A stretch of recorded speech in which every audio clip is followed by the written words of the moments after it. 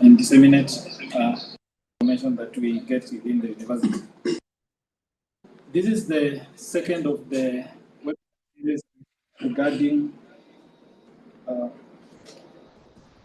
So this is one of the second of the webinar series regarding tools and opportunities that are available for multidisciplinary research. And the idea is to identify either tools or opportunities that can bring researchers together for us to be able to enhance our capacity for multidisciplinary research. Today we're looking at data science. We know that data is at the heart of research. Everything will be able to work depending on how we handle the issue of data. And what we realize is that not all of us understand data science. When we talk about data, some of us will think about collecting data in terms of numbers, but we have an opportunity to join experts here who will guide us on that. So I welcome us to come and network. For those who are online, you have an opportunity to interact with us. For those who are in the room, we have an opportunity to hear and also to ask questions and to interact. We have an opportunity also to update our knowledge for those who have a background on data science and mathematics and other aspects. But for some of us also, it's just an opportunity to learn. We're motivated by two things. The problems that affect our society are complex, and therefore the solutions cannot be just handled by one discipline. That is what makes us to feel like we need multidisciplinary approach to research. But also, we're motivated by a trend where we are observing that the donor community is increasingly focusing on funding multidisciplinary research. That in most cases, we'll have to join our expertise, the cross-disciplinary, different aspects, so that we can be able to pool our knowledge and write winning proposals. And so for that reason, we're really keen to identify cutting-edge tools and opportunities that can help us to undertake multidisciplinary research. I'm repeating that, an emphasis from our research, from a research angle, and that is what holds the future for research and innovation, not only within JQuat, but globally. And so I welcome you all to this seminar. I welcome the moderator of the day, Liz Karibu Sana, to lead us through. Thank you.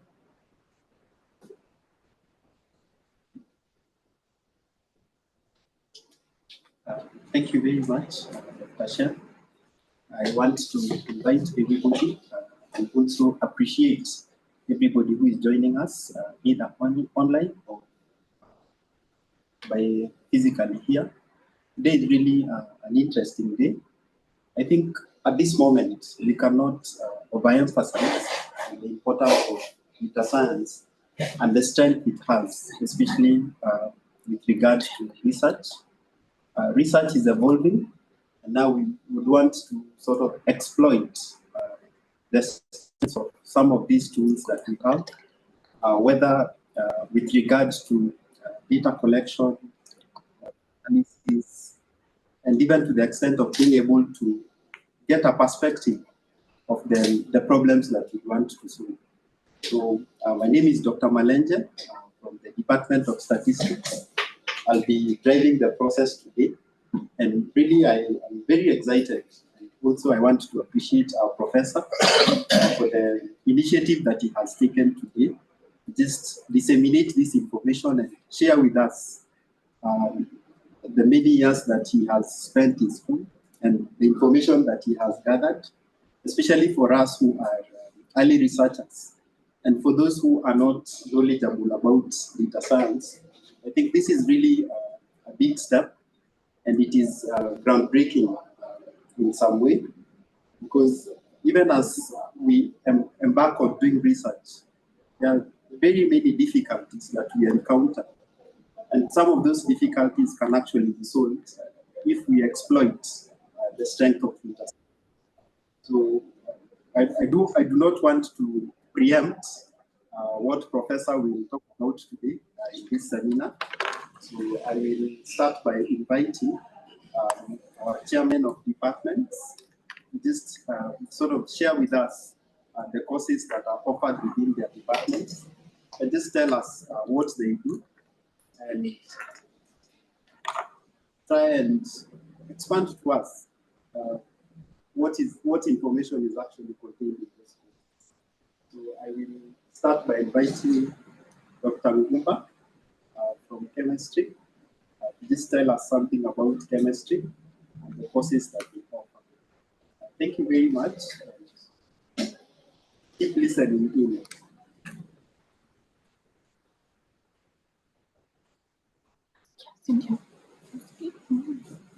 So good afternoon.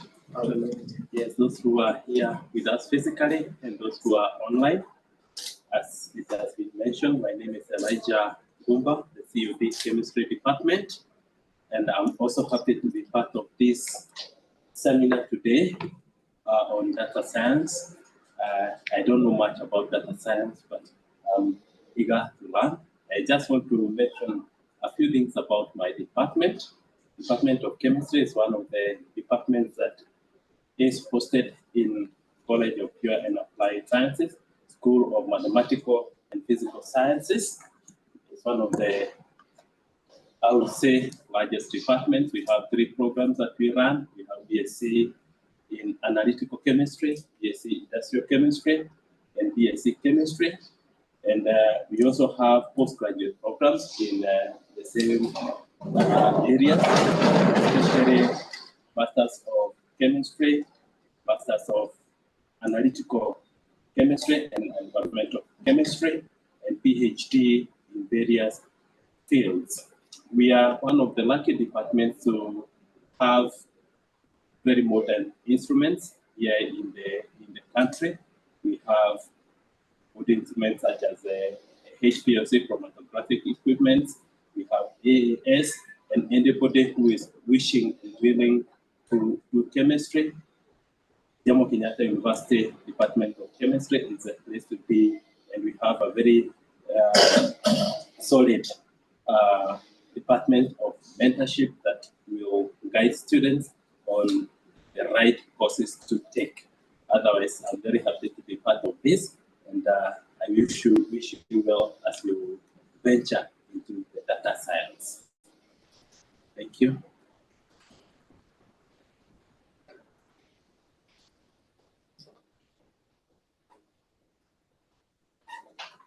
Thank you very much, Dr. Ngumba. Our next speaker is Dr. Nyaka from the Department of Pure and Applied Mathematics. Also, just tell us something about the department and the courses offered in the department.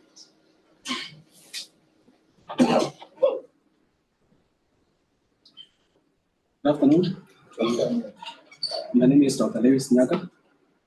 So I'm the chairman of the Department of Pure and Applied Mathematics. So I'm very happy to be a part of this forum. And be a participant in analysis data science for multidisciplinary research.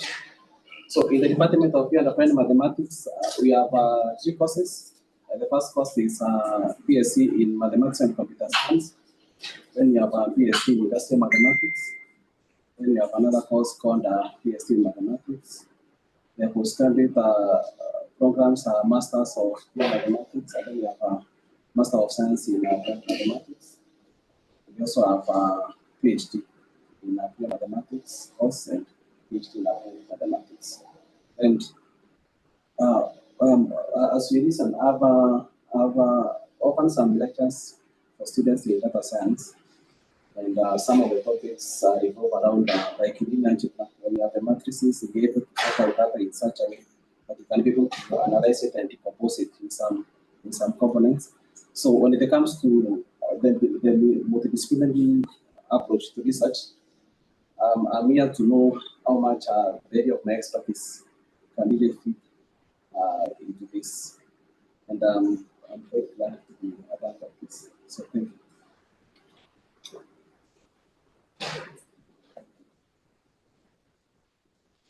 Thank you very much, Dr. Nyaka. So I'll also speak on behalf of the COD, Department of Statistics and Actuarial Sciences, where I am a faculty member. So in the Department of Statistics and Actuarial Sciences, we have a number of courses, both undergraduate, master's, and PhD level. So for undergraduate courses, we have a BSc in Financial Engineering, we have a BSc in Actuarial Science, BSc Statistics, BSc Biostatistics, and BSc Operations Research. The emphasis of these courses mainly, if you look at them, they focus on mainly the application of data in different fields. For example, biostatistics mostly is related to health data. And then operations research is about what are these tools that we can use, especially when you're making business-related decisions. Sometimes, especially in light of limited resources that we have, how can we exploit, whether they are mathematical tools or statistical methods, to be able to come up with optimal decisions when we have limited resources, which is always the case. We also have master's programs. We have a master's in applied statistics. We have a postgraduate diploma in applied statistics. And also, maybe just to also speak about what the future looks like, we also want to look at a master's in data science. Those are the plans that, as a department, we're really looking forward to, in light of the changes and the landscape of the current requirements in the industry. So we also offer PhD programs in applied statistics, and also at that level, there's also plans within the department to be able to launch programs at the postgraduate level. At this juncture, we want to invite the principal of the College of Pure and Applied Sciences to also say something about the college.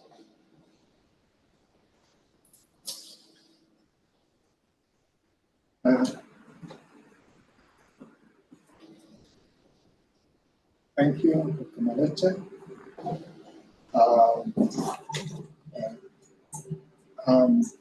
Professor Kiongo, Principal College of Pure and Applied Sciences.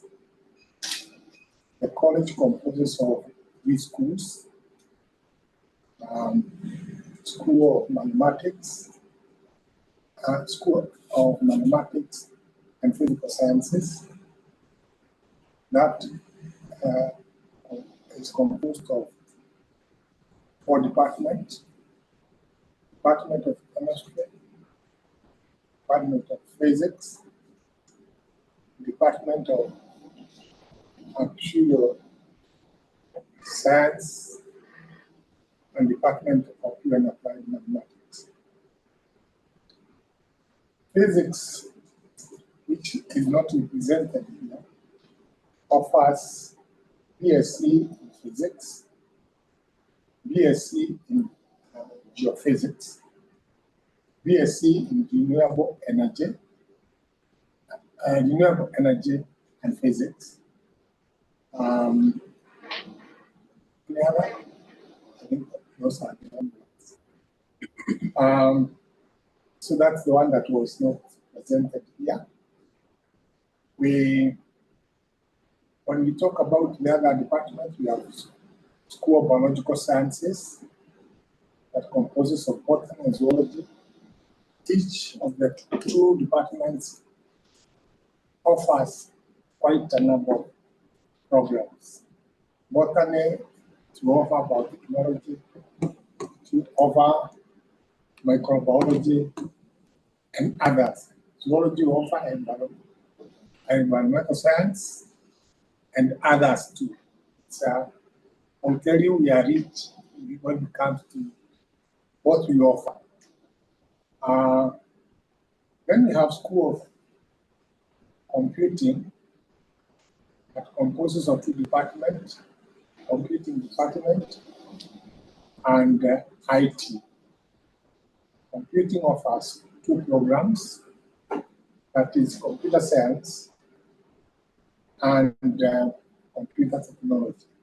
Or IT offers IT and another one on IT, I think, with business. they have 3 programs. The other one I'm not remembering. Ladies and gentlemen, that's what is composed, that composes Focus, which originally was referred to as Faculty of Science.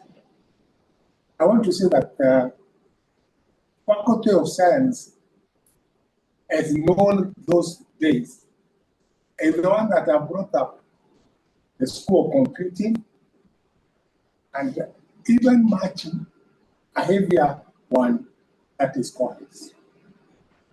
That's what used to be School, which used to be Faculty of Science. When you see Faculty of Science, it is Compass plus Cohes and all the others in terms of where we started. They have grown to be experts. When it was the time of COVID,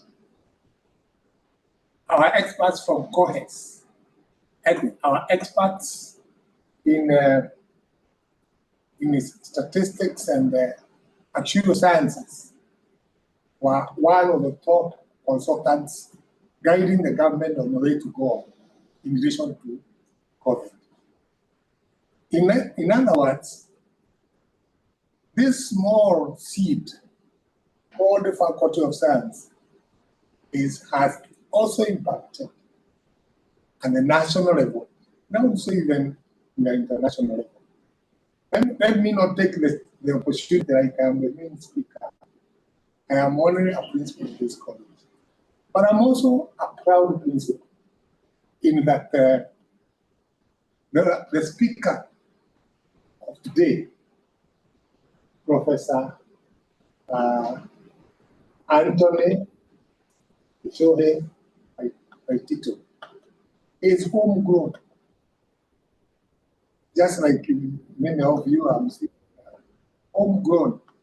Homegrown means, and he came here for the first degree, came here for the second degree, came here for the third degree, third, then professor. Si mutupigie makofi. And look at this place. We are going far. Because now with the data science, which I even don't understand. But like last night, I listened to one of the organizers of the demonstrations going on today now, yesterday and today. Now they are all over now. The guy practices issues to do with finance and the data science. And that told me that this guy is dealing with data science in finance. But it seems he is applying data science in the how demography of the whole population of this country, and particularly of the young people, is distributed and how to bring them together. I happen to have come from town this afternoon, and I was surprised how they gathered to start the demonstration, because they started where I was. I am of the opinion, and maybe now I will be talking like a layman. And a layman, when a layman talks something that could happen, then you can call this person. I'm of the opinion that data science will combine the data in various fields to come up with various solutions. They may be scientific in relation to botanical, zoological, industrial, medical, and even political. And I therefore say, for all of you who are here, lend your ears to my distinguished professor and our dean to hear more about where we are going in relation to data science or multidisciplinary research. Thank you.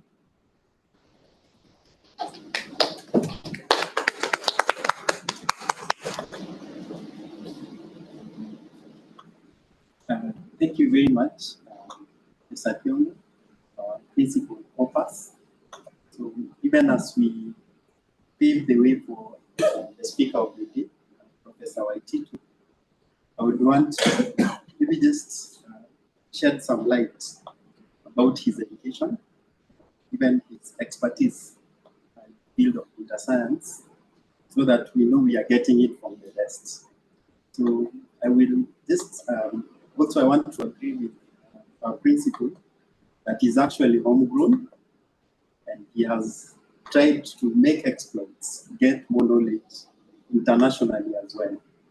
So in terms of his education, Professor Waititu holds a BSc in Mathematics and Computer Science from Jomo Kenyatta University. He also holds an MSc in Applied Statistics from Jomo Kenyatta University. And this is something we can be very proud of. He has a PhD in Statistics from Kaiserslautern University in Germany. This is some of the exploits I was talking about. So if we combine our home knowledge and the international knowledge, we get a distinguished professor. And then he's the current dean of the School of Mathematics and Physical Science. And he has over 15 years experience, within teaching and research as well. Then he has supervised a huge number of students. Some of us are beneficiaries of his mentorship. Overall, he has supervised over 12 PhD students and over 40 master students. This is something we are really proud of.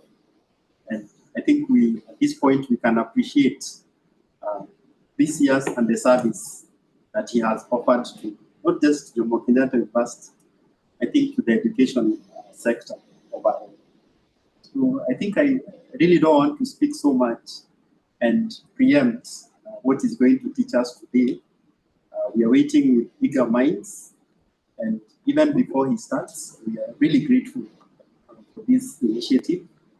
So I think the next point is to invite him to come and share with us this knowledge.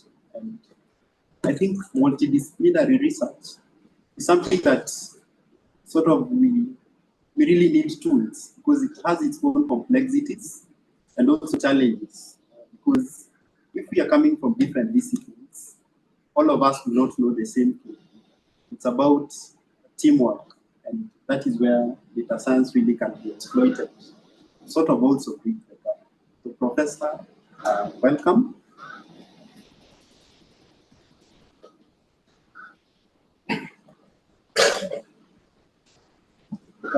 Thank you very much, Dr. Malenge, for that introduction.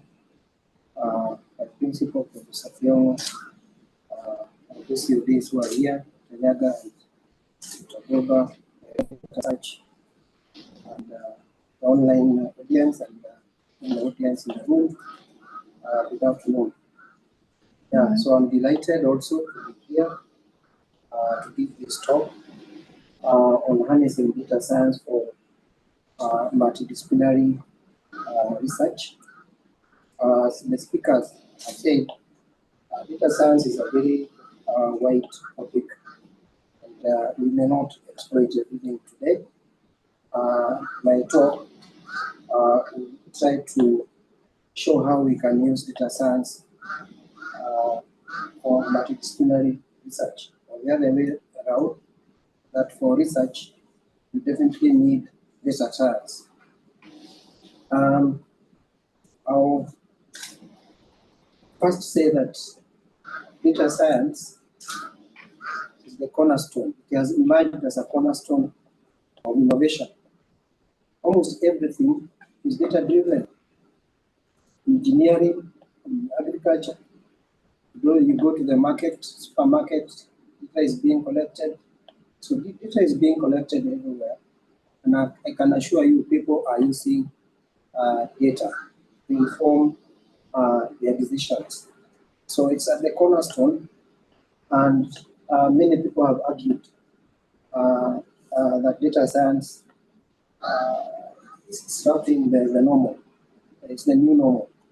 And therefore, we have to embrace data science, whether you're in chemistry, whether you're in physics, whichever area, you definitely need data science. But for beginners, what is data science? You can see there is the word data there and the word science. I think all of us know about something to do with data. You must have interacted with data in one way or the other. Then we bring in the issue of science down there. But generally, data science first deals with scientific methods, which we are going to talk about a bit. Some processes there, algorithms, and systems. But specifically, data science actually combines about 3 domains. Statistics, which we all have interacted with one way or the other. Then we have computer science and domain expertise.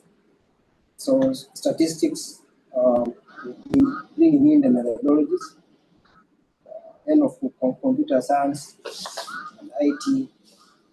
Maybe if you want to use an app, to develop an app, so that everybody can be able to use it, then computer science and domain expertise will come in there.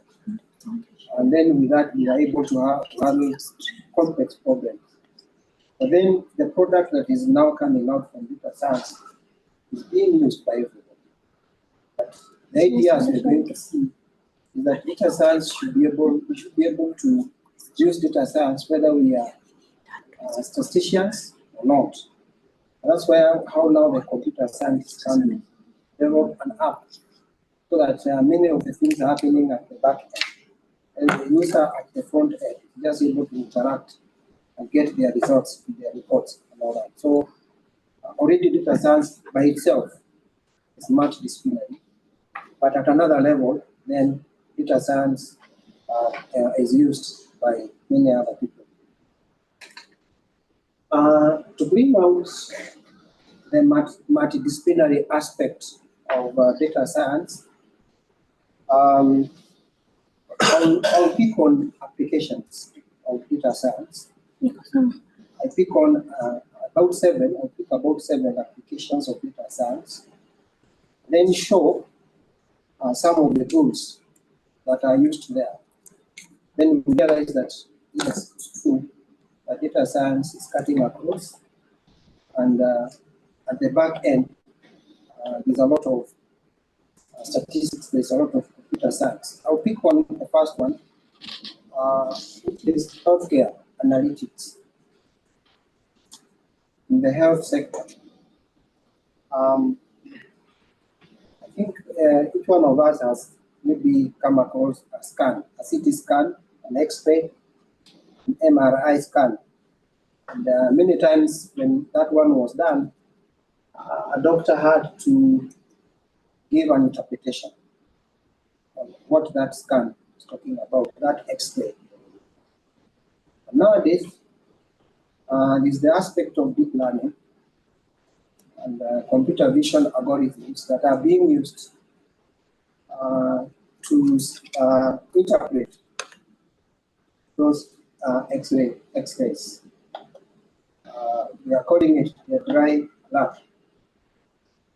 But before I get there, I want to talk about the machine learning or the deep learning architecture. You can see there. If you've heard about machine learning, what it is, of course it is what it is, a machine that is learning to do a few things, but it's an algorithm inside there, what I call an algorithm. But what you see here, we have an input layer. This is a neural network, artificial neural network. We know we have the biological, and I'm happy that we have some people from that field where they know very well about the biological system, which everybody, each one of us is actually on it. Where if it is cold, you want to dress warmly. If it is a bit warm, then maybe in the shade of a few jackets, something like that. Now, the neural network is part of what we can call machine learning. It's not the only tool for machine learning, but it's quite common. I'll be talking about it later. But what you see here is the input layer, where you put in the variables. Then we have what we call the connection weights, the hidden layer 1, hidden layer 2, all the way. Then where the output layer out there is what we call the output. And it can be, in this particular case, I've given a classification problem, a classification method. These are the parameters or the weights that we see, the connection weights are down there. But to bring it home, think of you going to your app and you want to withdraw money, or to an ATM and you want to withdraw money. Before you do that, there are a few details you asked for. Those are the inputs, like your password, the amount of money you want to withdraw. Then the application is also able to gather some information, probably without your knowledge, like your location, like the number of times, the number of times you've withdrawn money could be within that. So you take that as the input, X1, X2. Then at the end there, the machine has learned. Because I think probably at one time or the other, you try to withdraw money, especially at the time of the ATM, and your card was, what would I put it? You could not be able to use your card until you have to go to the bank. So the machine is able to learn whether it is a fraud or not. So you are classified as a fraudster or not. Once, of course, everything is, the machine has been able to learn, then you are able to access your money or not. So that's the output. So this is the learning. And that is what we are trying to say. In other words, we have used these aspects.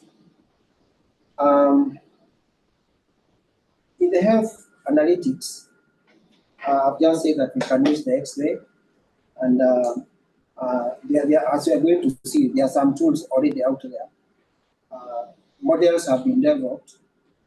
Once we feed the X-ray, the system, then they're able to write a report, just online or something like that. But currently also, probably in maybe more developed countries, we have what we can call an integrated health system. If you've ever visited a hospital, so data was taken on you, but any time you go to another hospital, they have to take some new tests, maybe even in Kenya. But we are looking at a scenario where once you can move from one hospital to the other, and the doctor on the other side of the desk should be able to access that data and probably prescribe or look at your history. And I think that one is out there in the maybe developed countries. In our country, I would say that this is a direction we need to take. Multidisciplinary nature, where we are able to aggregate data from these hospitals, and then for informed decision making and modeling. And that's what I'm talking over that there is need for locally trained models for more accurate predictions. The truth of the matter is that most of these models we are using, the data that we are trained on, most likely is from Europe, from America. So I think as a university and as users as experts, we need to start thinking of coming up with locally trained models using local data. To bring it more at home, I want to pick on a few research in health analytics at JKUAT that has used some of these tools we are talking about. There is this problem that the university was able to solve: autonomous surveillance of infants' needs using CNN model for out-of-cry classification. Forget about the very many terminologies that are quite statistical. But ideally, we are thinking of a young one, as you can see in those pictures there. Crying. They are not able to talk. Of course, they are very young. So you are wondering, what does the baby want? So we were able to develop a model that was able to classify a cry. If a baby is crying, and you'll be able to tell that maybe that baby is sick, tired, is hungry, or the stomach has a problem.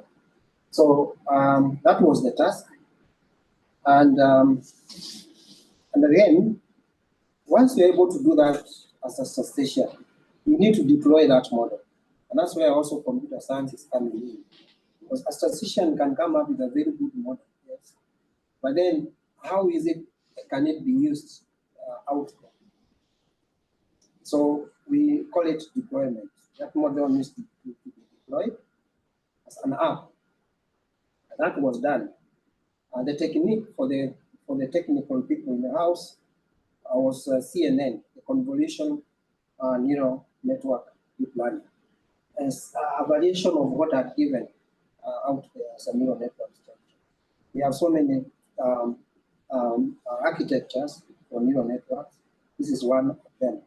CNN can be used actually in the health sector, deep learning.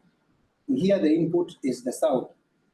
So we trained a model. Of course, we got some data of all these babies crying, and we knew why they were crying. So that is the training of the model. Once you train that model that way, then immediately you get a new cry, then you're able to classify because the model has already learned that. So that one was done at JK, an app is there for it.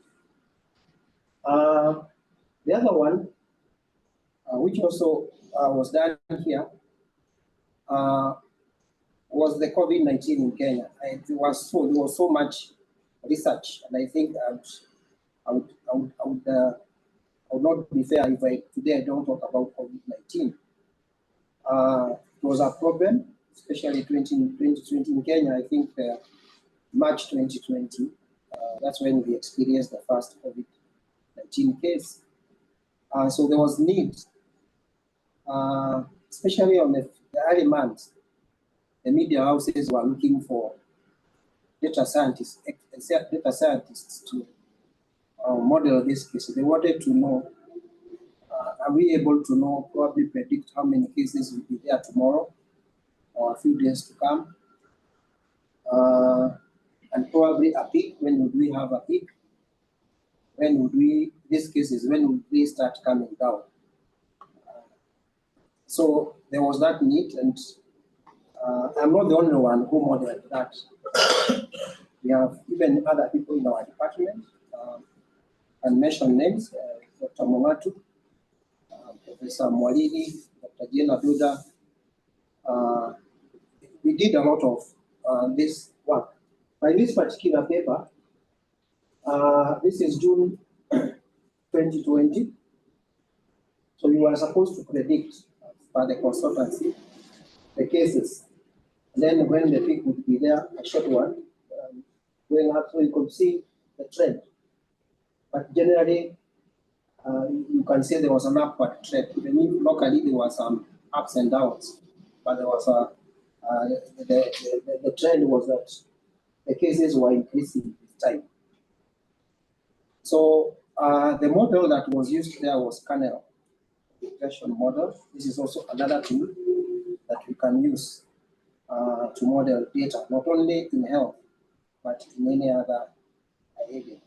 This visibility, and I would also want to talk about visibility.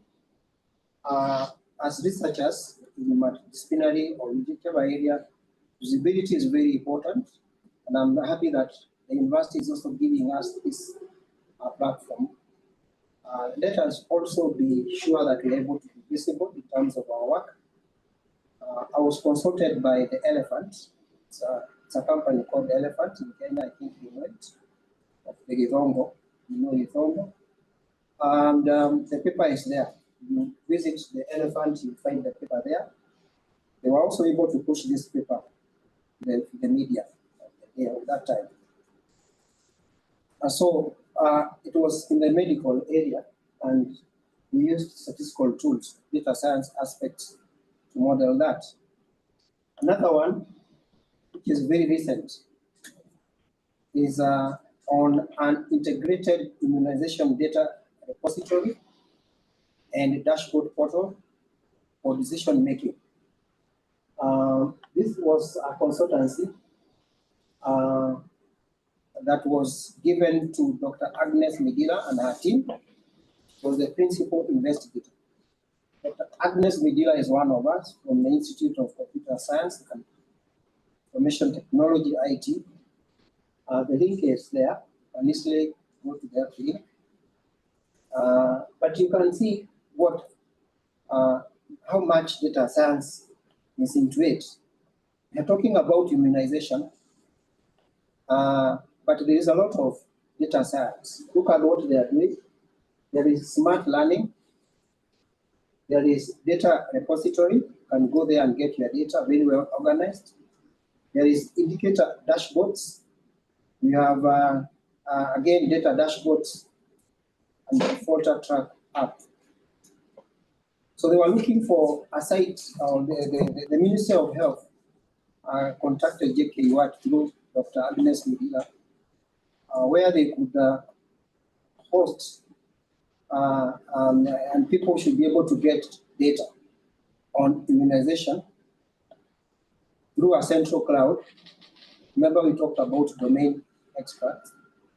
Then people should be able to access, analyze, visualize, and share data. So as we talk then, if you want any data on immunization, including coverage, with proper authorization, of course, you should be able to access that data and do a lot of analysis.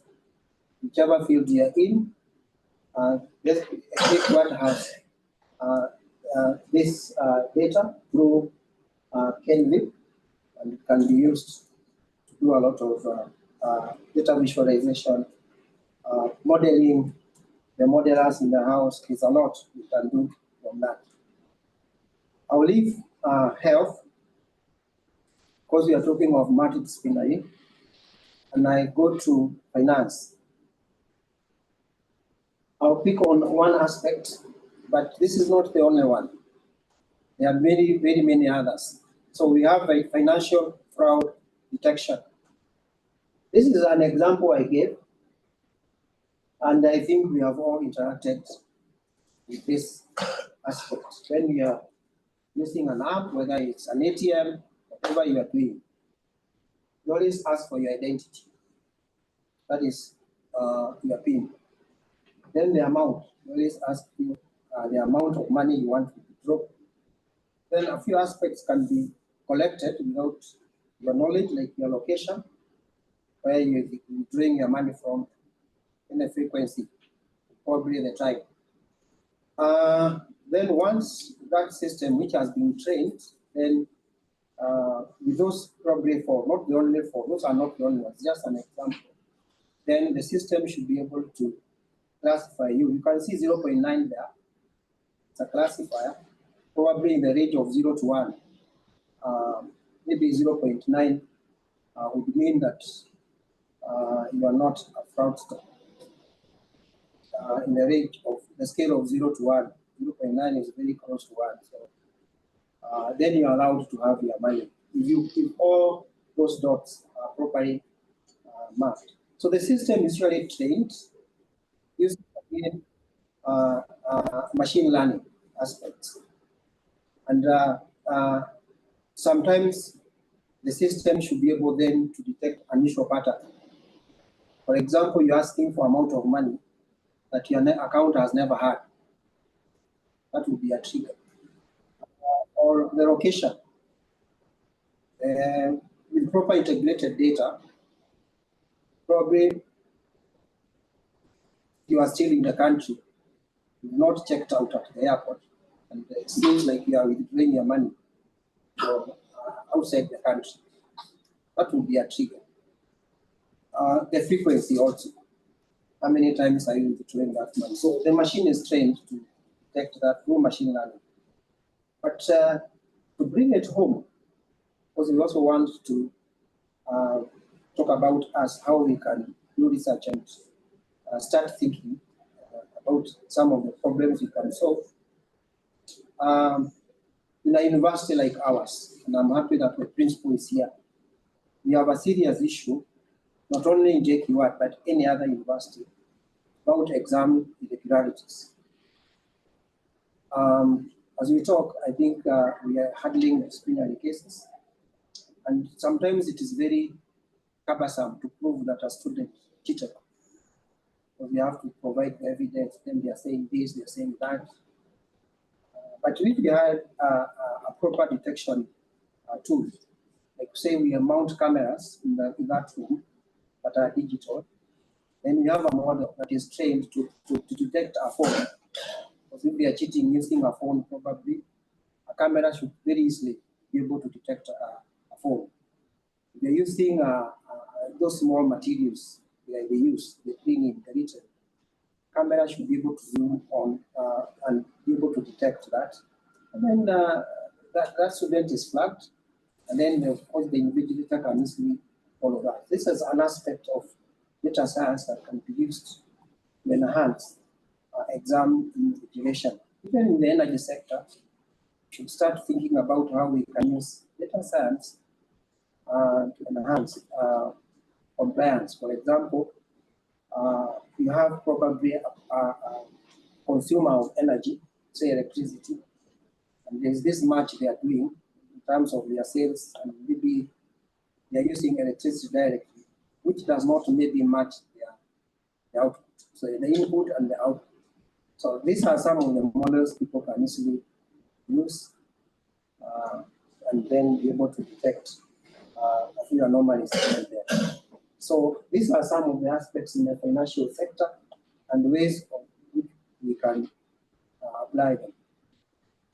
Still closely related to finance, but this may be more of the retail market analysis. I just want to remind, or just to be reminded a bit, when you go to a supermarket, what do you see? Things are arranged in a particular order. Like in this particular photo I've given you, you can see the juices. They are all put together. And I want to say that it is not by accident. You go to a supermarket, you find carrots, the cabbages, tomatoes, all put together in the same section. And as you walk along, you find the bread, you find some eggs, all put together. There's a lot of analysis that goes on there, by the way. We call it the basket analysis. The way it is done is that when you go to the teller, or rather, yes, cashier, and you are paid, the data, you have that receipt. So at the end of the day, they're able to know who bought what and how many people bought similar items. For example, they're able to know if this guy bought carrots, he also bought cabbages, and he also bought bread. So there's a lot of association. Then we want to know how many people bought those similar items. A lot of data analysis. How many people bought those pair or those combination of items? So that now, once they're able to know those association, which items are associated, then we place them together. So that that method will improve on their sales. You'll buy tomatoes because you found them together with cabbage. And maybe you still have the stock, but you feel that why not? So those are some of the aspects. But that has been done, probably. But we can still perfect that model. But there's a gap. And I'm here to say that probably even like our university or any other university, universities are struggling with numbers. Everybody wants the highest number of students probably for their programs. So there's a lot of competition. So we can still use the same theory. These students are coming from high schools. And the high schools are known. For example, if you pick on a school, like say Alliance Plus or Alliance Plus, then we are able to know from this end, when we are admitting them, we are able to know where they came from. Did they come from Alliance? They come from Mobile Boys? They come from Boys? And which programs are they taking? That is our basket. We talked about the basket in the supermarket. Then we follow that data over time. Then we're able to know this school is giving us this number of students, number one. And then these are the programs that are attracting students from, say, Alliance High School. So that now, when we want to market our programs and we are visiting Alliance, we're able to do targeted marketing. For example, this university has so many programs. So we are given a chance to go and talk to the students, which we are doing actually. You're only given 1 afternoon, 2 hours. You may not have time to talk about all the other programs, but you can leave them with a brochure probably. But then if you really want to know which programs do I need to talk to when I go to this school. So that kind of a promotion of our academic programs. And a model like that one can easily be developed from by the statisticians and the computer science people, and we should be able to bridge that gap. The fourth aspect, which is very important, is the natural language processing, NLP. My principal talked about a young man who is organizing some meetings in town, I could call it that way. Nowadays, these young people, they are communicating through social media. So that's why the principal says he doesn't know how they came. You know, they have social media, they are communicating, we are meeting at this time, and all that. So there's social media posts, everybody is tweeting. They do X, all these other social media platforms. So are we able to analyze that? Are we able to know what people are talking about JK today? And are we able to classify those sentiments, either positive, negative, or neutral? If they are positive, what are they saying about JK today? If it's negative, what are they saying? So that now, once we're able to know that, then we're able to work on it. There are models there. Yes, but locally, are we doing it? And that's what I'm saying, that academic institutions, for example, or even any institutions out there, should be able to develop NLP models for analyzing customers, be it students, parents, and all that feedback from their social media platforms. I think you all know, like the elections in the US and Europe are won through the social media, because they always follow what the voters are saying. And then when they go to a particular region, they have a targeted message for that region. And I think even us, we should be able to bridge that gap and link up with maybe the government, and so the politicians, or any other institutions, and be able to develop models for them. The other use of NLP, which could also be, I should mention, and I've seen people here, students, research, like now you've ever used a translator, where and that could also lie on the large language models, where you are converting or translating from German to English, English to German. Those tools are there for those maybe well-known languages. But then the challenge that is there right now is for local languages. We have, like, say, 42 tribes in Kenya.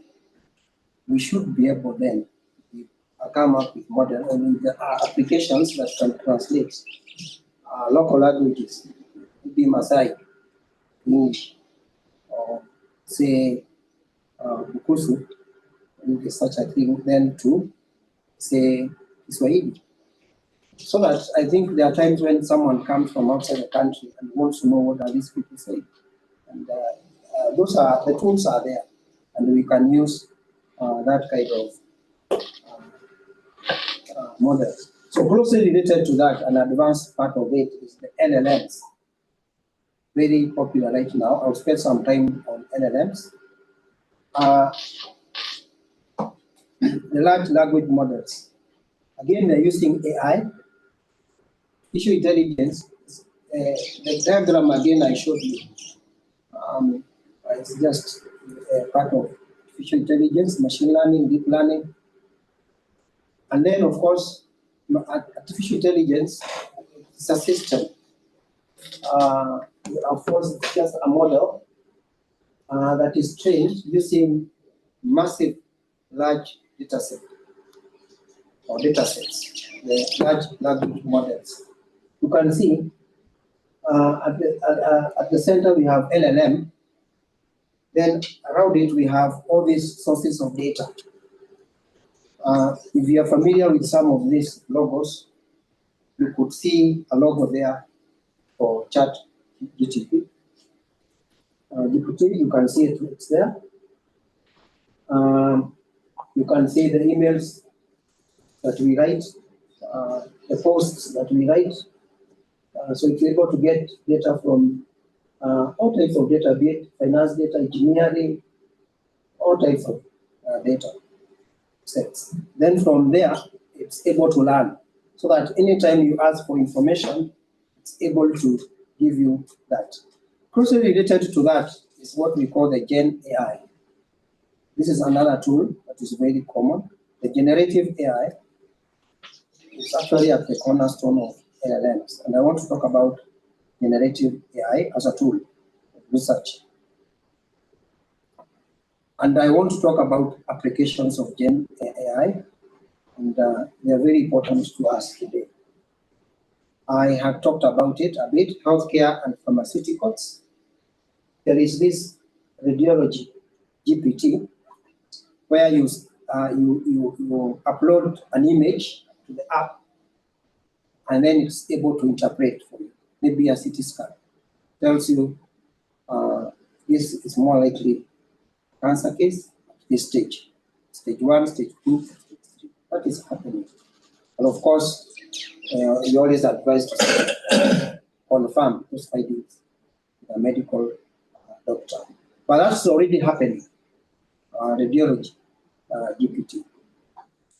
We call it image to text. You give an image, you get text. Another one is advertising and marketing. You can also use this generative AI tool for advertising and marketing. If you see on the extreme left at the top, or rather actually, is the question I asked ChatGPT. Create images for sausage marketing. I asked ChatGPT to give me that, and this is what I got. Very interesting. It gives you an idea of how you can do marketing for sausage. Tells me, number one, I do hero shots. That is high resolution close-ups. You capture the texture and juiciness of the sausages. Instead, you use good lighting to highlight the natural colors and grill marks. Then the other aspect, the idea it gives me is about serving suggestions. I create something like a breakfast spread. That's where I create an image of sausages served with eggs, toast, and fresh vegetables. Or also a barbecue aspect. I could also bring it in that maybe picture. Then the other aspect is lifestyle imagery. In that advert, I also bring out lifestyle imagery, like say family gatherings enjoying these sausages. And I know already you are figuring out in your mind how that picture would look like. Be very interesting. All this from ChatGPT. So you just go and take those photos and do it. I must also say that even currently, you can type this question, the way I typed it, and you get the actual photographs, and with all this now done for you. So it is happening, and these are tools that are out there. And people are arguing that people could lose. AI is disrupting the way things are being done, and so even the designers that are out there, they may also have to think, know what to do. Another one is in manufacturing. Again, it will give you ideas or accelerate the process of the design using AI. The fourth one is on software development. I want to say here now that you can generate code. You can generate code using AI. This is a code I generated. It's Python code. And I asked, you can see I used ChatGPT for this talk. I asked, write a Python code for importing Excel dataset. And this is what I got. And you can see just copy and paste. And of course, you just edit a few things. Of course, you have to have what we call the background or the entry behavior. That means you have to have some knowledge of Python. But as a user of Python, this is like 95% what I need for this code to run. Because the other thing I'll need is just to probably get the path right and the data set in Excel. Then it reads in that data, and I'm good to go.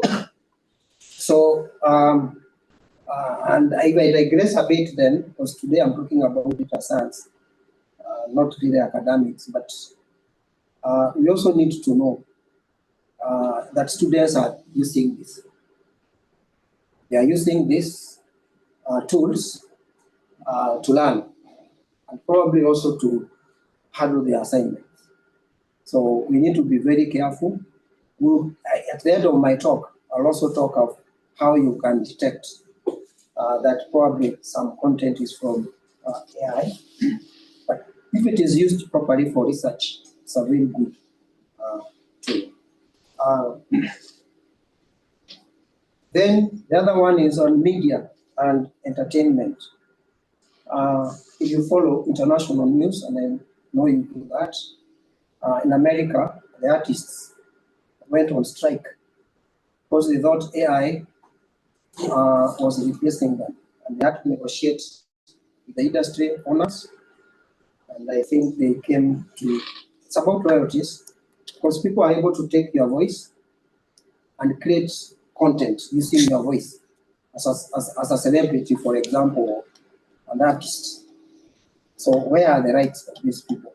But anyway, people can create audio and visual content through AI. And I am happy that we are teaching journalism here in this university. And it's my belief that some of these tools are being exposed to our students so that they can use them and do that. Another aspect is on the sentiment analysis. At the bottom there, you have the content out there in the media, and you want to know what people are talking about your music. We call it sentiment analysis. This is also another tool for analyzing sentiments. Not only in music, even if you have a product, you can use a tool called sentiment analysis, closely related to content analysis. Find out what people are saying about this particular product. Then I come back home on academics.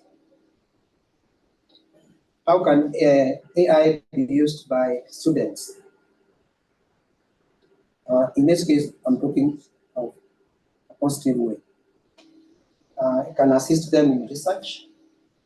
But let me say this, that we cannot demonize AI, because AI is here to stay with us. ChatGPT is here with us forever. So we can only understand it and be ahead of our students, because they are using it, and we should also use it positively. So for students, they can do literature reviews. They can also explore a topic. I have somebody who came to me the other day, and she had really struggled with a topic for a whole 1 month. I told her, why can't you go to ChatGPT, type your ideas, kind of area that you want, and ask them to give you, ask for possible topics. And she got like 10 topics. Then she zeroed in on one, and then again, she was able to dig deeper on that particular topic. And now within, I think, 1 hour, she felt that she had a topic. And she's now ready to, of course, not copied from the ChatGPT, but she got ideas here and there, and then fine-tuned with her own knowledge. And she was happy that she got what she wanted. Writing and editing, you can also use it as a study aid when you are studying. Is this content the lecturer brought out, and you want to understand it deeper? You just ask the Gen AI tool, and it will give you more ideas. If you want to learn a language, you can do translation. I was shocked that it is even translating local languages. I thought it could not do Kenyan local languages, but I was shocked that it is doing it. So I can challenge my director later in the night to go and try his local language with one of the tools and check whether it can translate. It is translating. So it can really do a lot positively.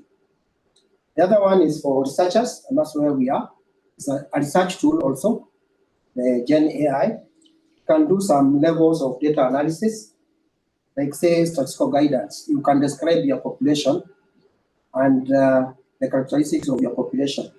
And then you want to find out which best method that you can use, maybe to collect them, or how you want to interpret some data. So give you very good ideas. We talked about coding. It can give you codes for any language out there, Python, R, Stata, SPSS, any language. Of course, SPSS also has a language. You can also use coding under Gen AI.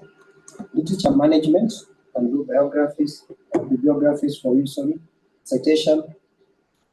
Can also help you to prepare manuscript, drafting and editing, abstract and summaries.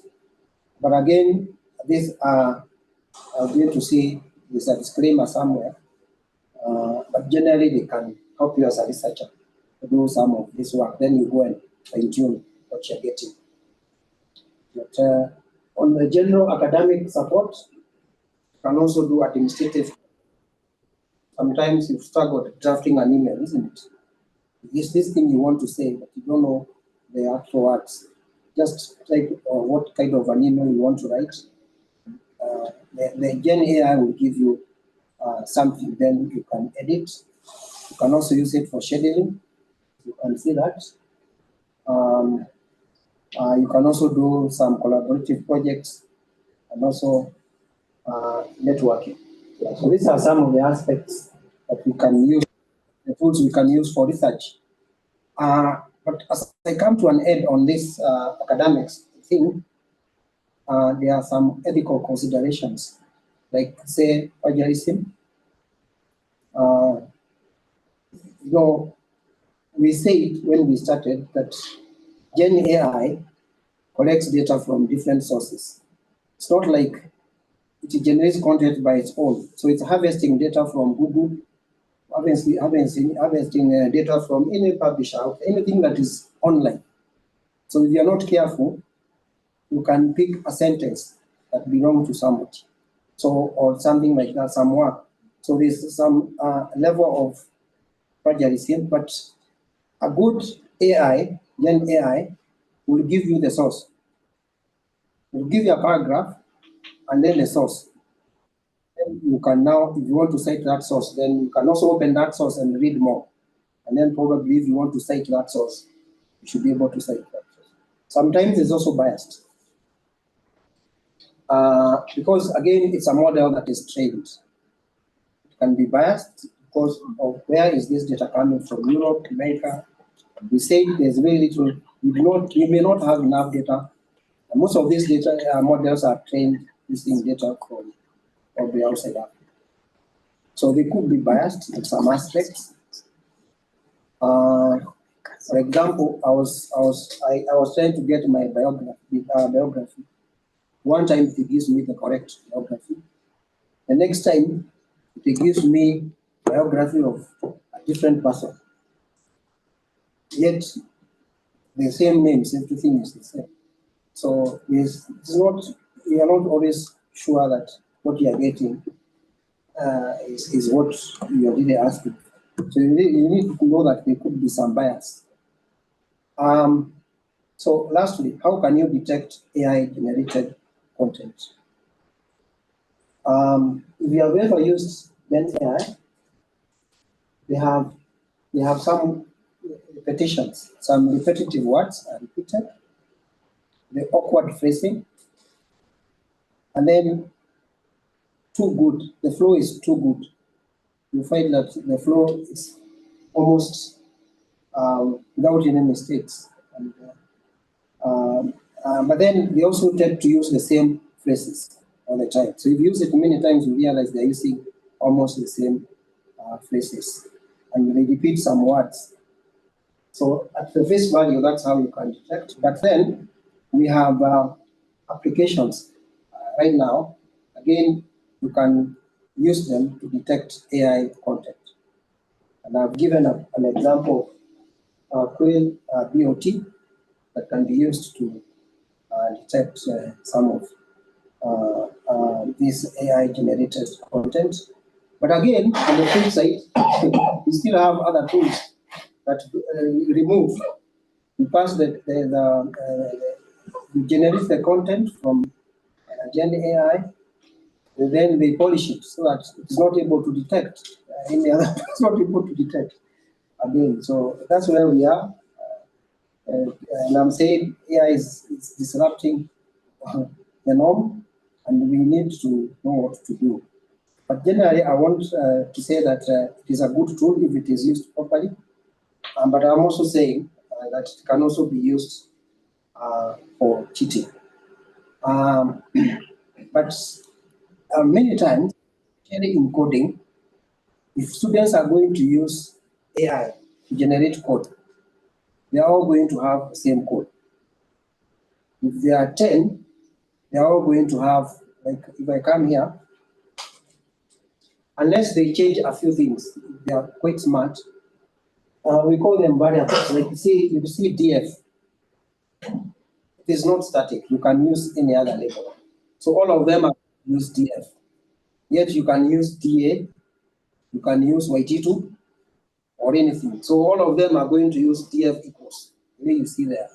Yet it is not a must that you use that label or object called DF. So another way of detecting. So you find all of them have same thing, same objects, the placement of everything else, the functions are the same. Yeah, so those are some of the aspects. Those are some of the ways we can detect Gen AI content. Lastly, on this aspect of Gen AI, I've just talked about the tools that are out there. Maybe I could have talked a lot on ChatGPT, but it's not the only one out there. But I think it's the premier. It's actually the one that has always been there. We started with ChatGPT, but we have others. Chat AI brings in most of all these others. So it's like an all-purpose AI tool, because Originally, like say chat GPT was for text to text. You type something, then it gives you text. But then now we have other Gen AI that you give, they say images, they give you text. Or you give text, they give you images. Or images, images. So they are all there. And I have highlighted some of them. I cannot, but generally we have what we call the chat BOTs. And chat GPT is one of them. Bing AI. And then we have the image generation. If you give text, you get an image, or image, you get text. And we have those are listed there. Then we have the transcription. I'll be talking about data collection methods, like the interviews and focus group discussions, where you get video and audio. So from this audio, for you to analyze this data, probably you need to transcribe the data or the voice data. So we have tools that you give in the voice, it gives you text. Then once you have the text, you're able to analyze the data and many others. So those are some of the tools that we can use in the field out there, collect data and probably also analyze. Then I want to talk about agriculture. This university is a university of agriculture and technology. So we have a lot in agriculture. And data science is being used to increase crop yields, reduce water usage, and improve the quality of their products. In what we are calling smart agriculture. So I've picked a few examples. Then I'll give one that is has been developed in our university. The crop monitoring. Even you can see an app there. It's being used to monitor those crops. I'm happy, the Director of Research, that you facilitated a workshop or a seminar like this one on drones. And these drones are now being used to generate data. Once they have data, then they transmit the data to an application. So in farming, you could have sensors and these drones to collect data. From physics department, I saw the other day we were in the field collecting data using a drone on the water, the temperature of the surface temperature of water and the humidity, and then it could transmit that data to our apps, to our phones. And I was impressed. So drones can be used to collect data in a farm, or even some sensors in that farm. Then we transmit the data to an app, and then you can see the app is able to summarize that. So there's a lot of data science in farming. Water management is another application, and people can also look at those solutions even here in this university. And I'll say that you can monitor the soil moisture levels and the weather patterns. That data can be collected, and I know even at the university here we have data collection tools in our field. Once this data is collected, then it should be analyzed, and it will reduce wastage and lower costs. The other one is on precision farming.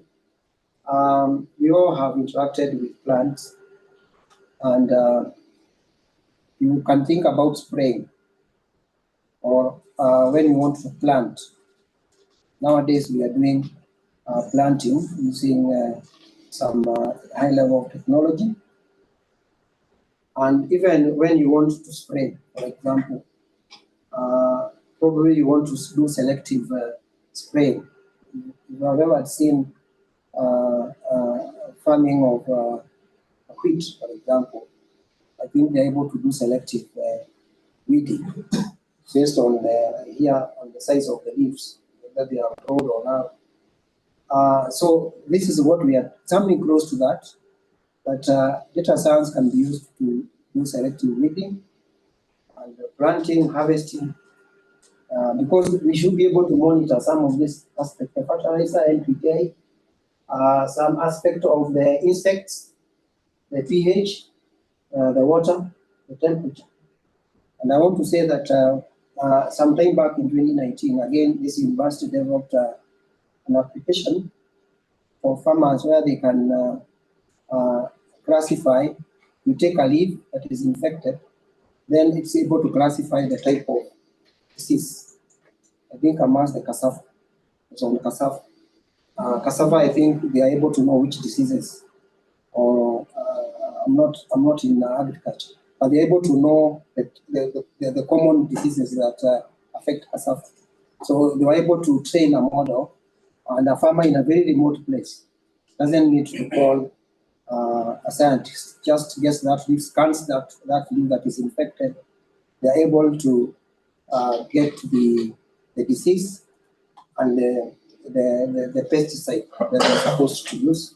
So they just go to a chemist, or a shop, and then they're able to buy the right pesticide. So those are some of the aspects of precision farming. The soil analysis, I cannot overemphasize on that. This is another area that people have ventured into, sensors, examples, and people are able to, again, analyze some of these things, the pH, and through data analytics, you're able to diagnose whether the pH, whether there's some action that should be done in that place. I want to leave that, and before I leave that section of agriculture, I want to talk about a project that we have used data science. I'm here at home in Jomo Kenyatta University, where we have applied data science and, of course, a multidisciplinary nature.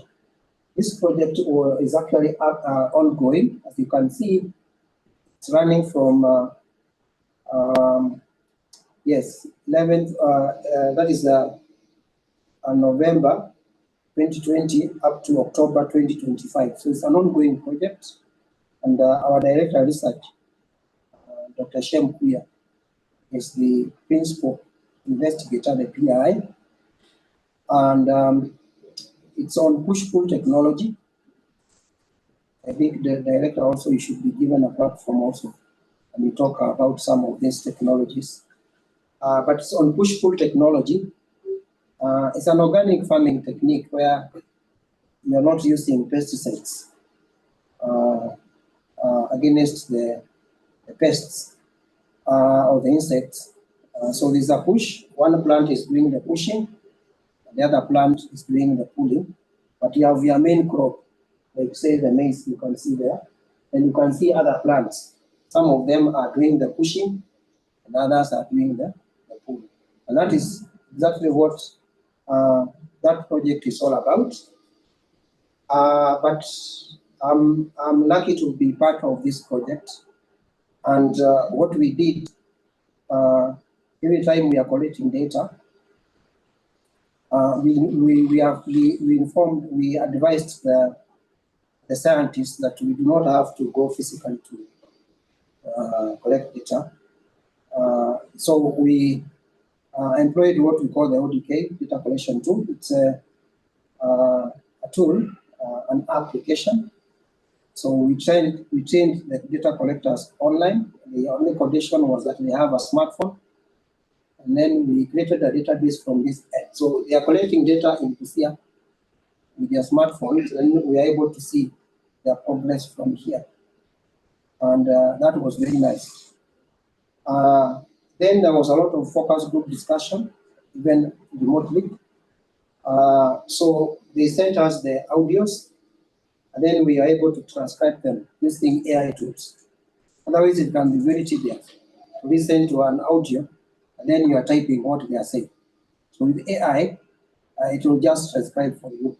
Then once this data is transcribed, then it was very easy for us as statisticians to do what we call the content analysis using the R software. We use R software. It's not the only software. Again, now that I'm supposed to talk about the tools analysis, we have Python We have, which is open source. R is also open source, and be used to analyze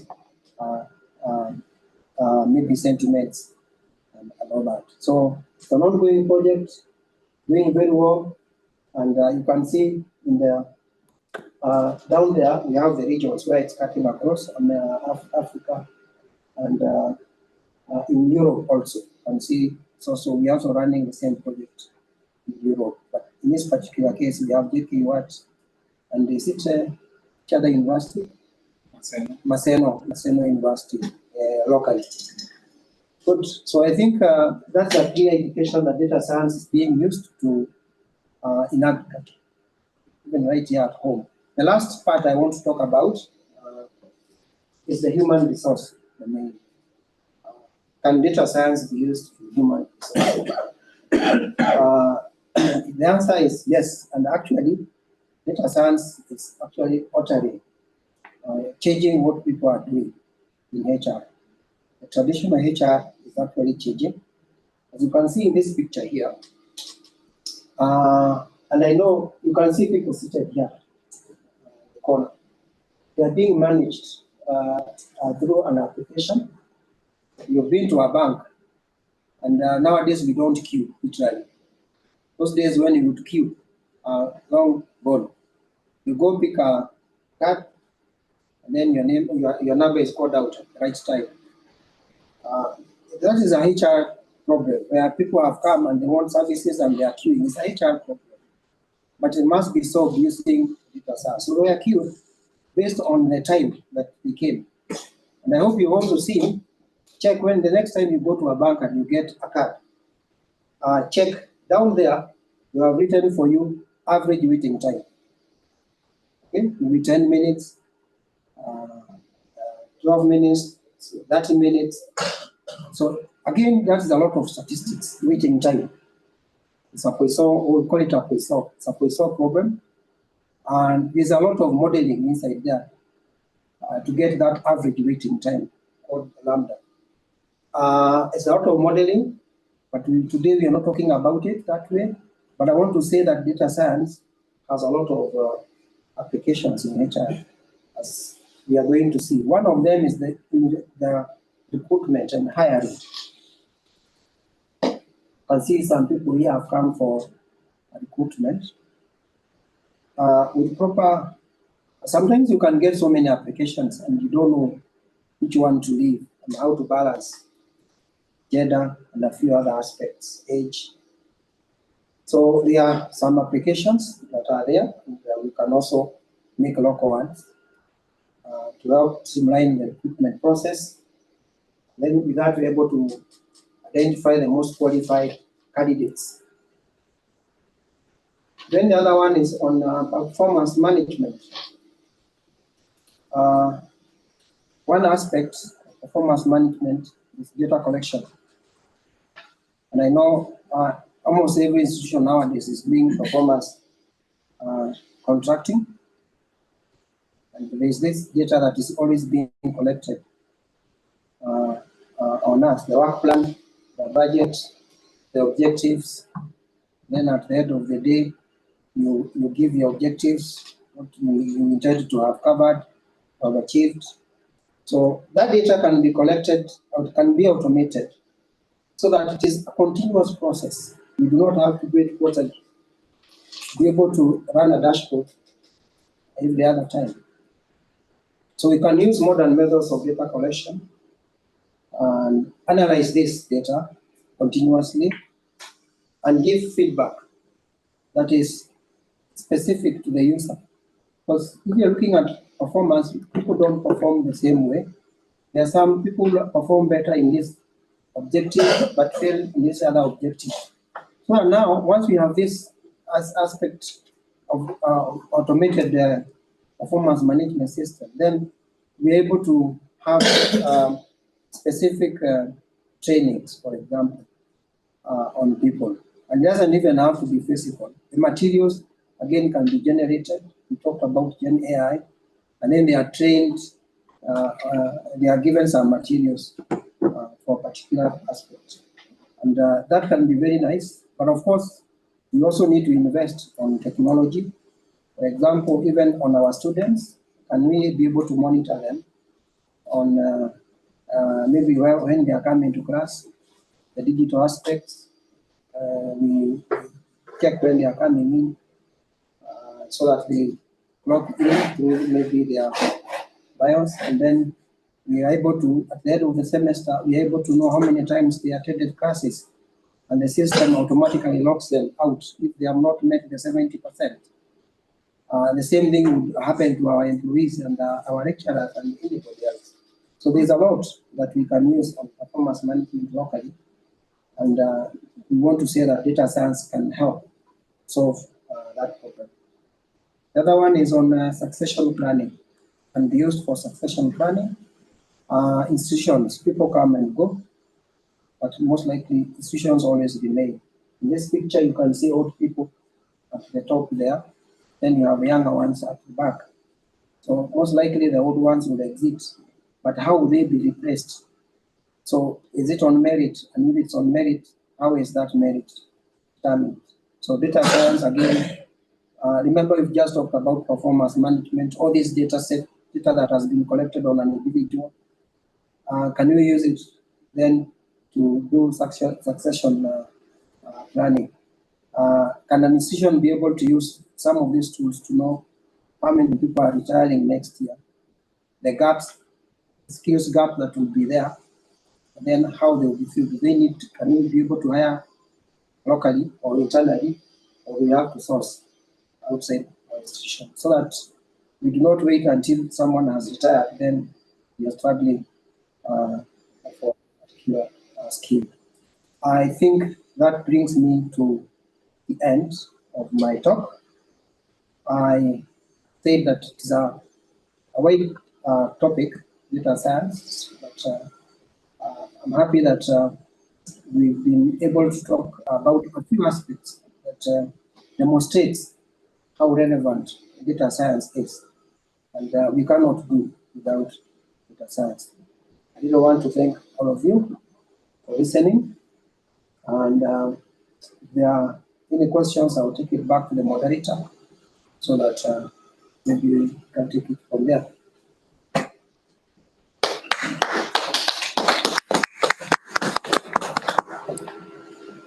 Thank you, Prof, for the wonderful presentation. I think if I may just summarize what we have gained from this seminar today, is that first, data science is cross-cutting with different disciplines, and also it also gives us the ability to sort of get information from different types of data, whether data is numeric, whether you have images, whether you have audio. You can actually be able to make insights from such types of data. And also, whether you are a student, you are a researcher, or a lecturer, you can also benefit from the strength of data science, whether you want to develop content for teaching, but of course it has to be guided. I think the most recent times, we are being told to be the I in the AI, because the professor talked about the bias. So we as the domain experts now, we have to sort of guide the AI to give us the information that we need.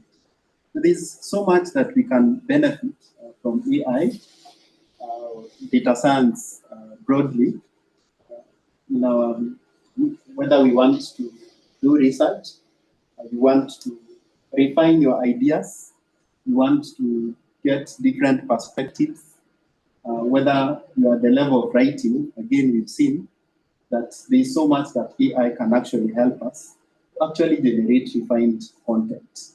And this is something I think at this stage we really need to embrace.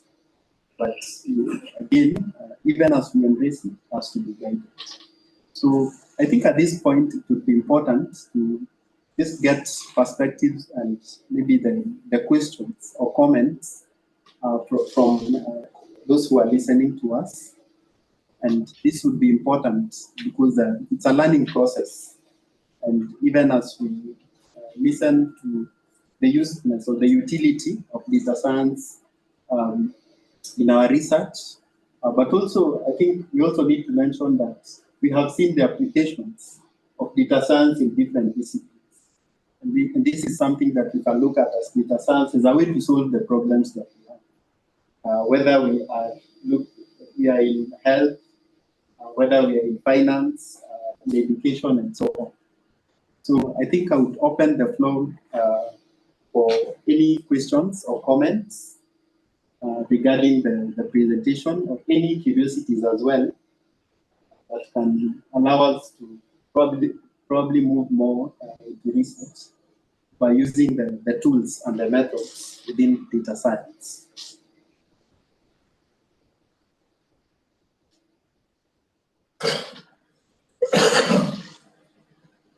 Maybe I can start off. Thank you, Professor, for that wonderful presentation. Just a starter in this journey, and also the interaction. I've started interacting with generative AI as you went along with the discussion as an institution. When we have experts like you, what is delaying us adopting such of this utilization of data, especially in management of the student care, management of payments, management of human resources? Because as it stands right now, most of the things are quite manual. We don't have a lot of implementation of data in our processes. What do you think that is the case? And in my line, like let's say in environmental chemistry, I expected to see something related to chemistry. Now that yeah, how can we utilize this data sets and the applications and packages that we have in, let's say, pollution monitoring, things like that.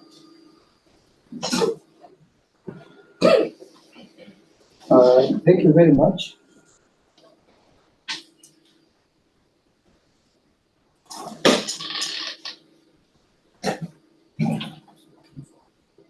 Thank you very much, Dr. Guma, for those two questions. The first one is about the manual, while we are still manual, not only in this university, but probably in many institutions. I think one of the major challenges of AI technology is the investment cost. Of course, doesn't come cheaply. You need money to have the system running. Also, you look at this university. We have, say, maybe 50,000 students or something like that. So if you're going to run a model, or say to monitor them or to collect data on them, you need space. Okay? So you need a server, either physical or cloud, and it's an investment. But it has some initial costs, and but I believe that with time, even JK Watt should finally be able to scale that challenge and be able to invest on the infrastructure that is needed to run such a system. But I must also say that we have the ERP. I've tried to interact with the ERP system, and that system has a lot. And I think with time, we'll continue, like say timetable. The ERP, I saw an app, part of it has the timetable aspect, which we have not started with. So there's a lot, even in the finance, you can even, I look at the ERP system that we have, and there's also a part where you can do your trade through ERP, but it has not been enabled. So these are some of the things that we need to continue talking about, and finally they will be realized. The other aspect is about environmental chemistry. I didn't talk about all the aspects, but I agree with a lot on climate change.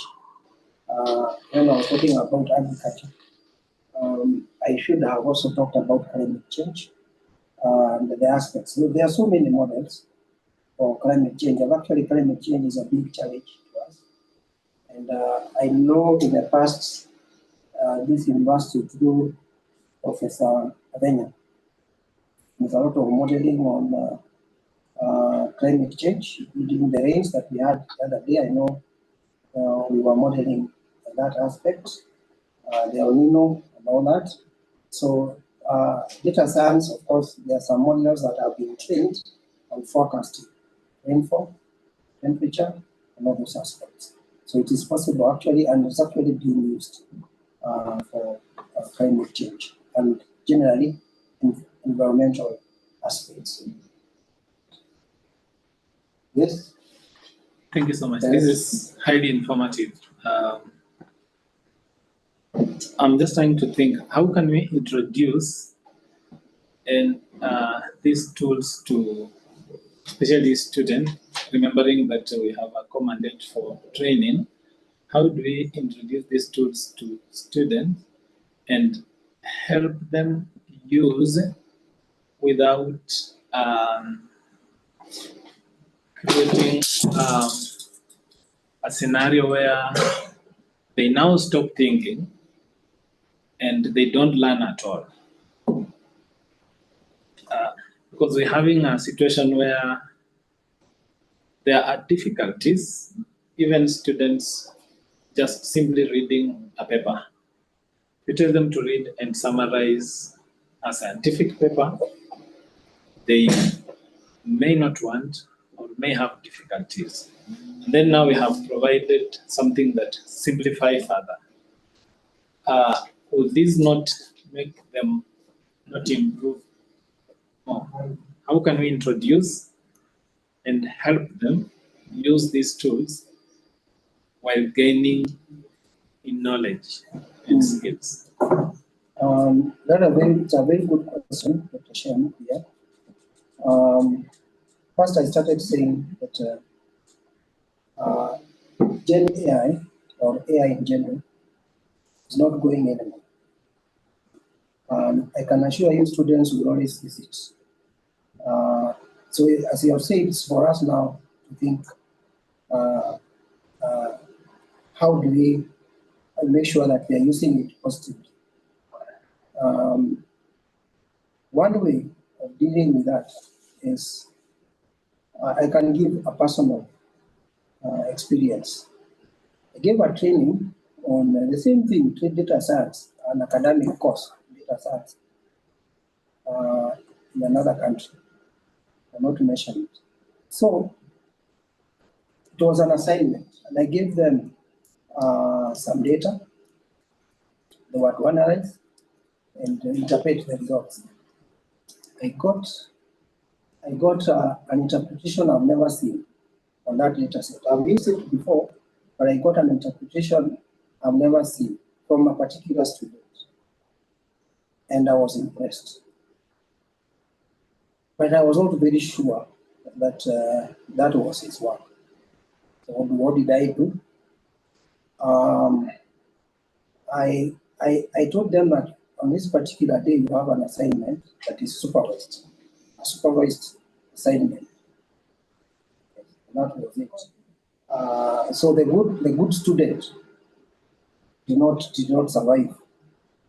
So I was able to gauge that he was actually using the tool, Gen AI, to come up with the solutions. So we have to use other techniques of evaluating our students. We can mix blended, because we cannot avoid giving them take-away assignment. But we can also probably encourage that we monitor them when they are doing their exercises. I think that is one of them. Then the other one is also probably the way we teach and the way we evaluate them. For example, if I'm teaching a course on data science, and then I have a question, I'm asking them, what is data science? They can easily Google and they will get the answers. But probably I can ask that question in a different way. That probably even if there's an AI tool, it may not give me exactly what I'm looking for. And looking for unique questions, and maybe coming up with new evaluation better evaluation methods, and even the way we're examining our students. For those who are being trained abroad, the way they examine their students is different. Because the way we are examining our students here in Africa is also almost tempting them to use the AI. Because they know if I have this form in the exam room, I'm done, I'm okay, I will get my A, right? But if you go to Europe, you know how you are tested there. You sit with your professor, one person, you ask 2 or 3 questions, you evaluate it, and you get your marks, you go home. So can we also do this? Even at a lower level, the university policy may not allow that enough. But even before we go to the main exam, at a lower level, can we also do that? Where we are evaluating them one-on-one, we are not listening their guidance. The other way also is, again, even when they are using in that exam room, when we are still using that code system, and we also have where you again employ data science tools to detect some of these aspects. And when again you give them an assignment, run it through an AI detect. Or just let them know, scaring them sometimes once, just let them know that you run it through. And lastly, director, I think even us ourselves as lecturers, we need retooling. We need retooling. I'm not sure that 100% of us can detect, can know these tools.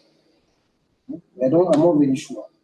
So we need, and I'm happy you're there as a director, maybe we need a retooling on some of these new tools that are out there, so that a lecturer can easily know that first he needs to be aware that it can be used, so that the way they are setting their question, the way they are evaluating, and again, if they are caught, I think also universities should have measures. And nowadays, it's an irregularity. So can it be captured amongst the irregularities? So that students are also warned that if you have any AI-generated content in your work, or the academic work that is submitted, then it is actually yes. Yeah, I have a question. Yes, question. Data storage. Yes.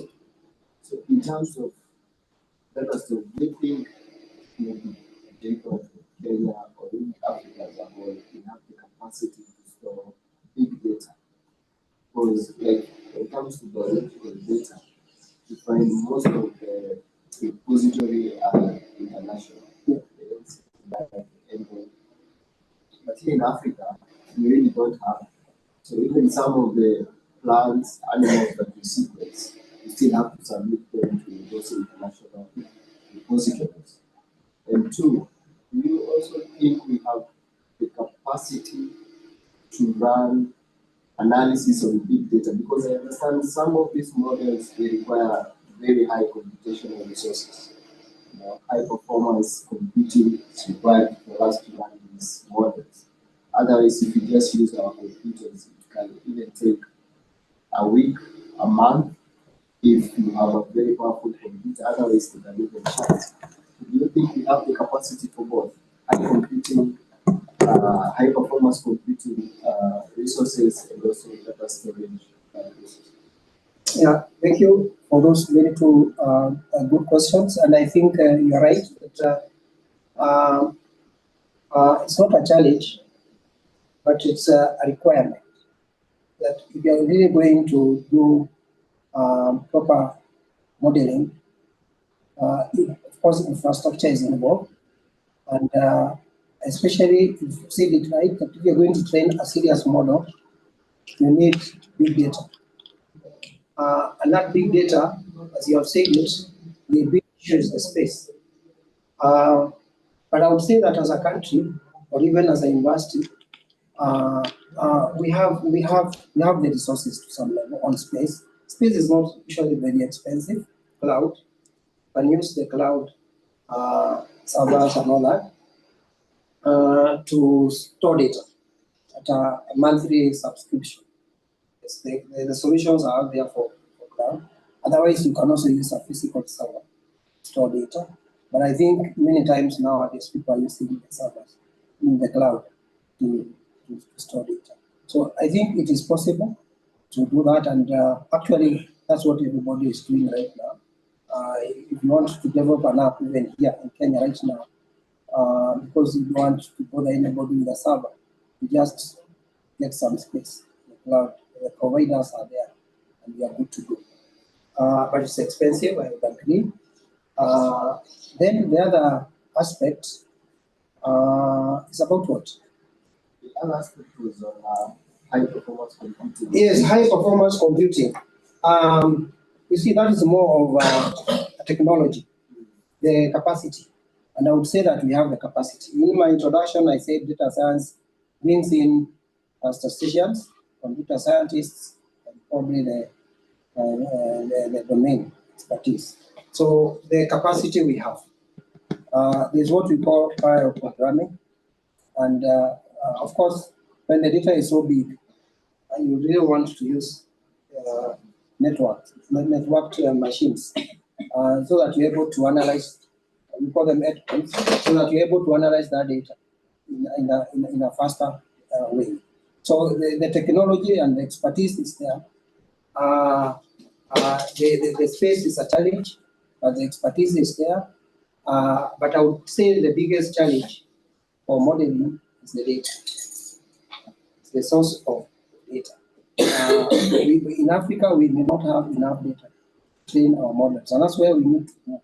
And I say, for example, most of the models we are using even predict diseases. The data is not local, so we really need models that are trained locally. I gave you an example of me searching my biography, and I'm getting different for somebody else, which we all know, the Ferdinand Waititu. You know, so because this data is very little data for us, including myself, the internet.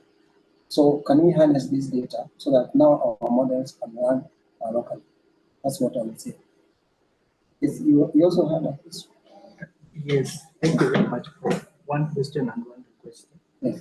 The question part of it, the local, okay, the plagiarism checkers, Yes. from experience, can they be effective? Can they be effectively used to tell some material that have been obtained from the AI generating data? That is one. And then the other part, the request part of it, could you please share the same material? Maybe we could give you our audience. Thank you very much. I can start with the last one.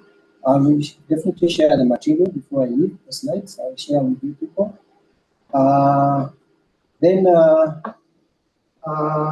Yes, of course, the anti-plagiarism software can also be used to detect. Because, you know, like in this university, we only allow, is it 20% or 15%? So 20 maximum, yeah? So it will detect definitely, and even tell you the source where you are getting this material. So it can also be used. But the AI detector is a different scenario. It is detecting whether the material is AI generated. Get it? Because probably if I'm giving an assignment, I would be very worried if it is AI generated. And it's a bit different from the projects. Because AI would mean that this guy never did anything. Just typed a question and got everything copied and pasted. But this other one, at least read, copied, pasted, edited, but did not edit everything. To some level, of course, both of them are not very good. But AI to a lecturer would be quite something very good. Yes, Principal.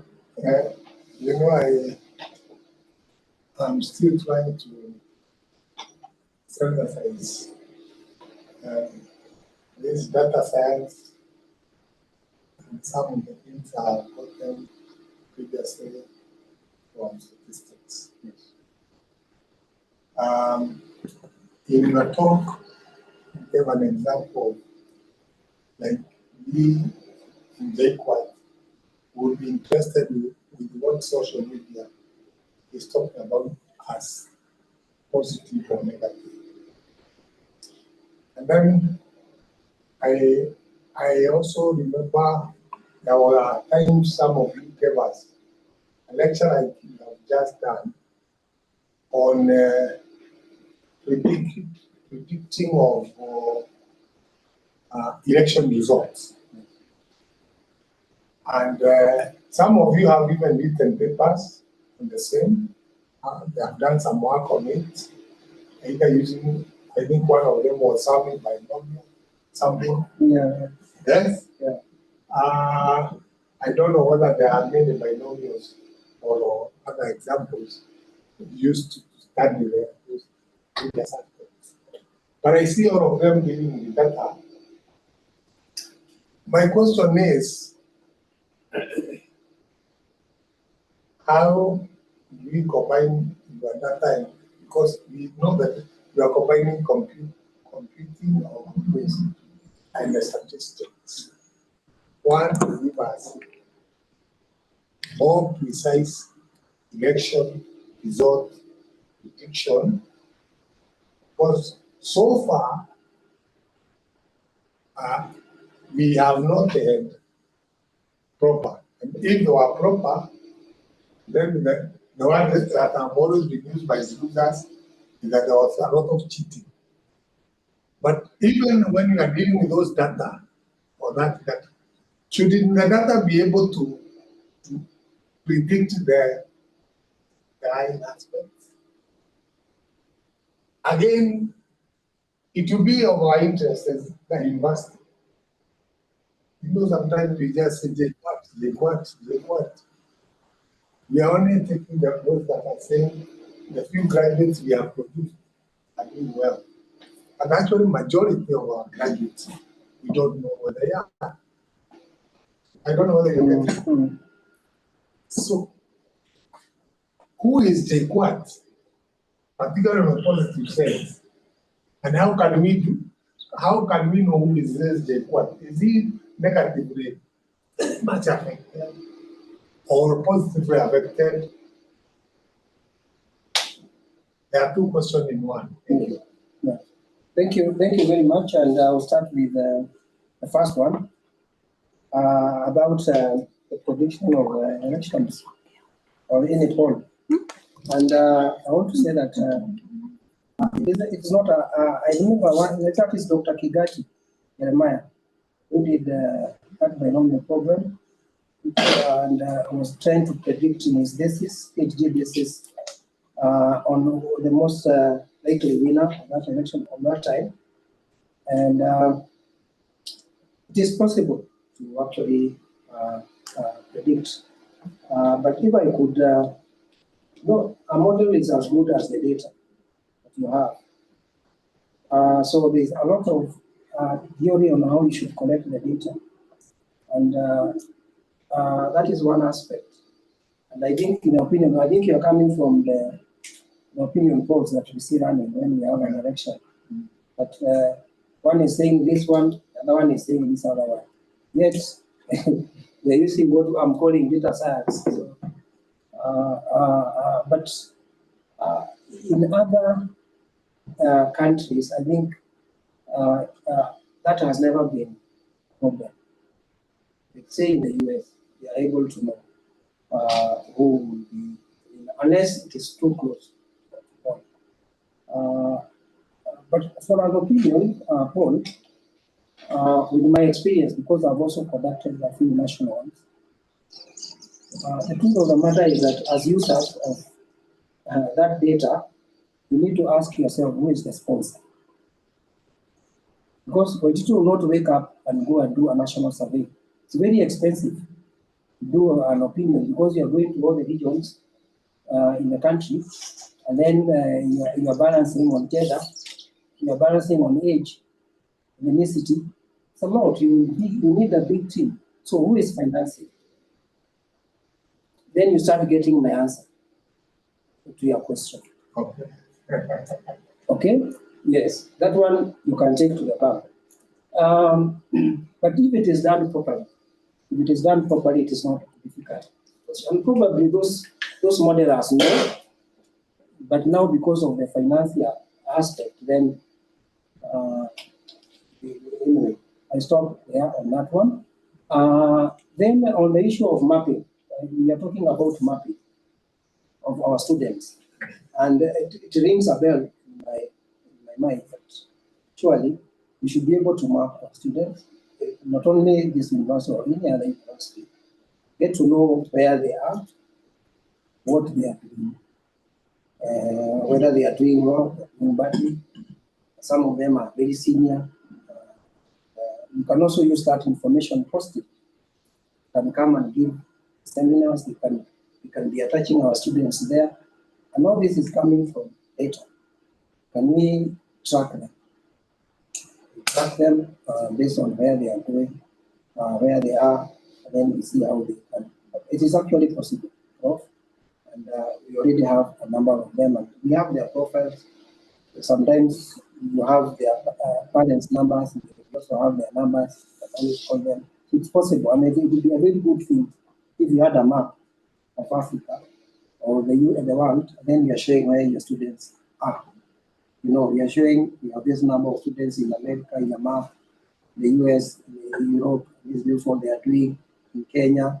I would believe that most of them definitely will be in Kenya, and then you show the spread, and that would be very nice. It's quite informative, and I think that is a study the statisticians can pick up and study and do work it out.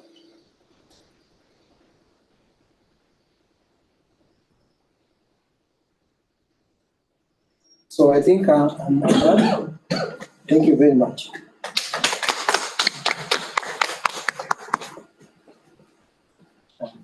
Thank you very much, Prof, for the presentation and also the Q&A, the informative Q&A. So at this point, I would want to bring the Q&A to a close. And I think Prof has also provided his email and his contact. In case of anything, you can always contact him through his personal contact information. So at this point, I would want to invite the principal to give us the closing remarks.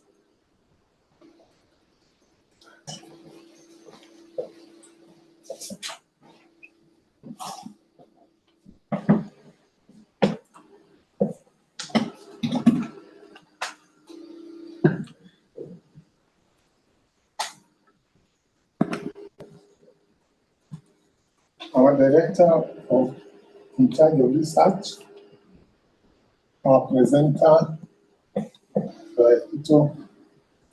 our friends who are online and those that are here. My job is to thank my friend, my dean, for having courage to come and give us a talk. It is usually not easy, and within the busy schedule that are there for the dean, even to sit down and prepare. For all of you that attended, we have all learned quite a bit. And one of the things I've noticed is that data science has put is multidisciplinary, can be used in multidisciplinary research. There are those of us in statistics, there are those of us in biology, those of us in agriculture, those of us in the industry. Mention, including the areas of management, human resource management, management of finance, and so on. And it's upon us we know each other to join hands or hands and form teams and to make proposals together, write proposals together, research together.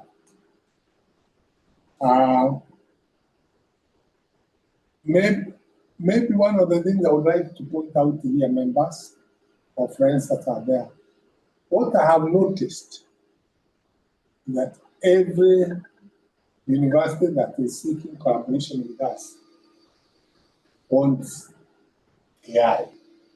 In fact, I did just AI, I thought it was intelligent or artificial intelligence. Yes. Is that the meaning? Yes. But it's always AI, AI, AI. So me, I, of course, coming from my background, artificial intelligence. It means worldwide, such an important area. And therefore, I ask my people, my friends, in the whole university of Sali, with us, you know the friends that you can work with in whichever field you are in. Let's join hands together and write proposals together. That will make this lecture, a more powerful lecture than a public lecture where we talk politics.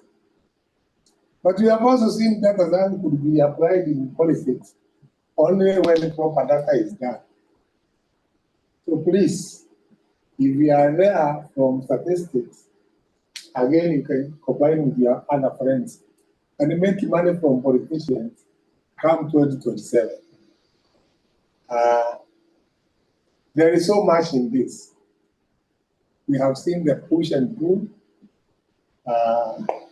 I would have liked to hear whether you are able to count the number of this magic animal that feeds on our maize, running towards the napier grass, and you are here, you are able to get the data and develop the equations. Mine, as I've said, can we form teams? Those few remarks, I wish you the best. Thank you.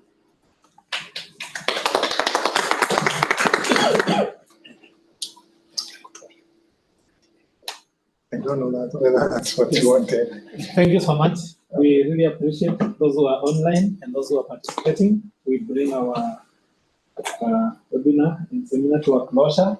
We'll make a summary of the notes and share with us and also with the researchers and try to see if we can stimulate discussion towards writing a proposal.